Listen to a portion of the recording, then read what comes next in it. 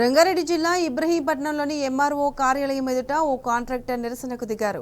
ZP guest house నిర్మాణ bill ఇంకా చెల్లించలేదని contractor Danayya కార్యాలయానికి తాళం వేసి నిరసన చేపట్టారు. బిల్లులు చెల్లించాలని అధికారులకు ఎన్నిసార్లు విన్నవించుకున్నా పట్టించుకోకుండా నానా ఇబ్బందులకు గురి చేస్తున్నారని ఆవేదన వ్యక్తం చేశారు.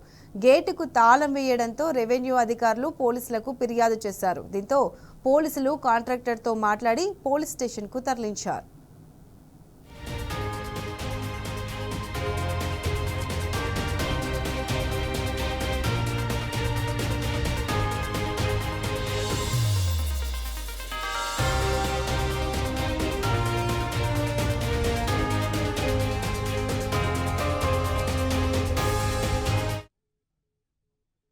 గండికోట దానయ్య, నాది ఇబ్రహీంపట్నం మండలం కోల్కంపల్లి గ్రామం.